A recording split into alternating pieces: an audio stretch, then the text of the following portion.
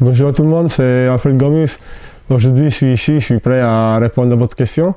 La première question, c'est Salut Alfred, comment est-ce que vous trouvez l'ambiance dans le vestiaire? Mais dans le vestiaire, je crois que c'est la même chose que vous pouvez voir sur le terrain pendant les matchs. Il y a une très bonne ambiance et on est un très bon groupe. Comment tu fais pour être un aussi très bon gardien? Parce que tes arrêts sont exceptionnels. Ouais, sur ça, je crois que c'est le travail. À la fin, ce qu'on fait pendant les entraînements, c'est la même chose qu'on va reproduire pendant les matchs. Et parfois, on a la chance qu'il y a des arrêts plus difficiles à faire et c'est plus beau pour les gens de le voir. Et parfois, ce sont des arrêts plus faciles.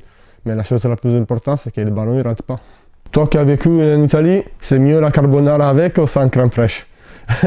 Sur ça, moi je ne peux pas répondre franchement parce que je suis allergique à les œufs et pour ça je ne mange pas la carbonara. Qu'est-ce que tu penses de ta carte foot sur FIFA? Franchement, tu mérites beaucoup plus.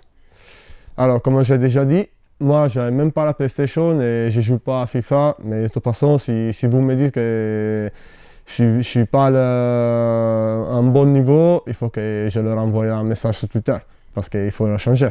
Pourquoi vous avez choisi Dijon et plus globalement la Ligue 1? Oui, parce que c'était l'heure de changer.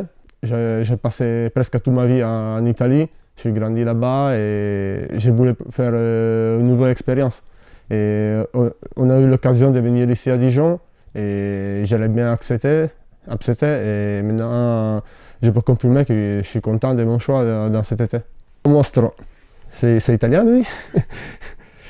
Vous avez joué plusieurs années en Serie A.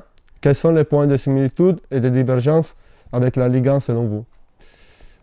Et les jeux, c'est beaucoup différent parce que ça ressemble qu'ici, il y a beaucoup plus d'espace.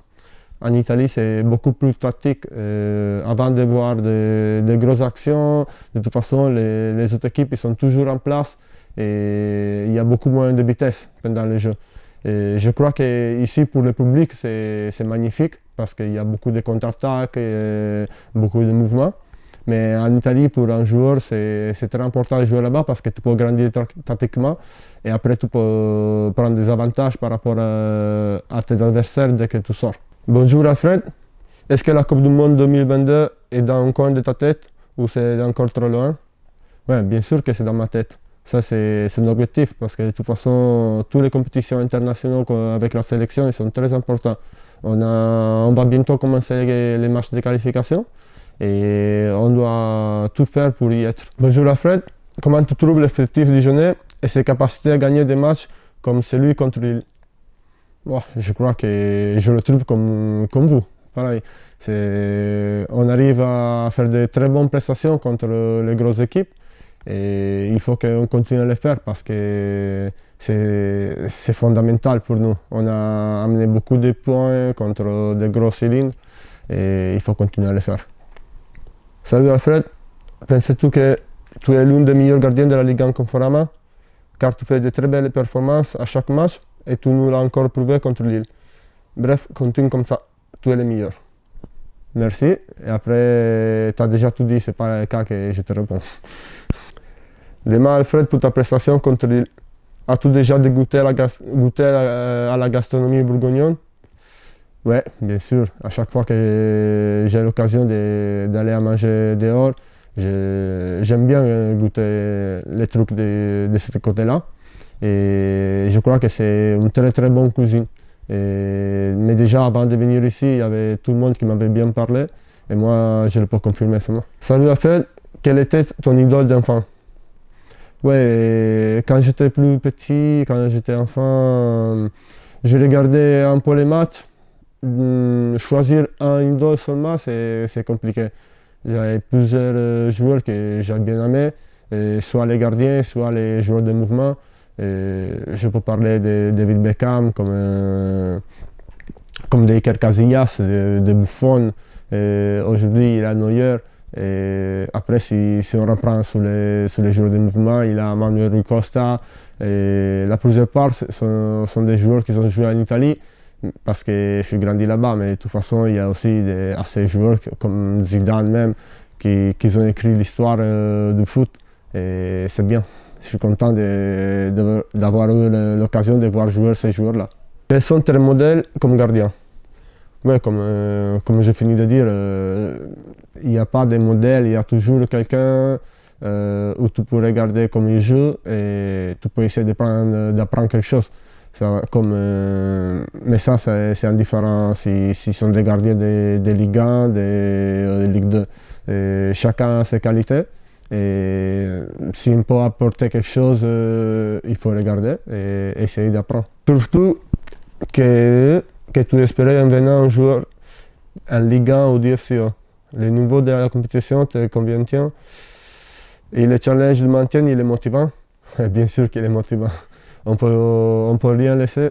Et chaque match, ça doit être comme une finale et pour arriver à l'objectif. Et après, dès qu'on arrivera là-bas, on peut regarder plus loin. Mais de toute façon, la première chose, c'est le maintien. Et je crois qu'on est sur le bon chemin et il faut continuer comme ça encore. Salut Alfred de la Panthère. Pensais-tu obtenir le prix Yashin l'année prochaine? Ouais, si c'est lui qui me donne le prix Yashin, c'est sûr. Mais je ne suis pas sûr. On va voir. De toute façon, avant tout ça, il faut faire des grosses prestations en équipe, comme équipe, et arriver à notre objectif. Après, les primes personnelles, ils vont venir tout seuls. Bonjour Alfred, je m'appelle Timéo. Bonjour Timéo. Et je suis un fidèle supporter. Je voudrais savoir si tu as des rituels avant les matchs. Merci d'avancer pour ta réponse.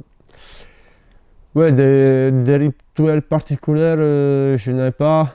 J'ai mes petites choses, mais je les garde pour moi, c'est mieux. Salut Alfred, quelle était ton émotion quand la direction a gagné contre le PSG?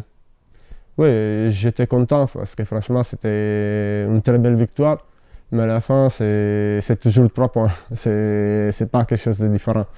Et on est content et on doit essayer de continuer à faire les prestations qu'on est en train de faire. Soit si l'adversaire s'appelle PSG, soit si l'adversaire s'appelle Nîmes. N'importe quelle équipe, il faut que nous on fait notre prestation pour arriver à gagner les 3 points. Est-ce que quand tu es venu à Dijon, tu as été séduit par notre ville dans son ensemble et tu as trouvé les infrastructures du club correctes? Oui, je crois que le club, le DFCO, c'est un club très intelligent. Ils ont déjà commencé à réaliser un nouveau centre sportif qui sera prêt dans quelques moments. Et moi, je n'ai pas vu encore les images, mais j'attends que ça, franchement. De toute façon, ici, on a tout ce qu'il nous faut pour se bien entraîner et pour arriver prêt au match. Ça, c'est la chose principale. Ça veut dire que je ne peux rien dire contre le club et je suis content d'être ici de toute façon.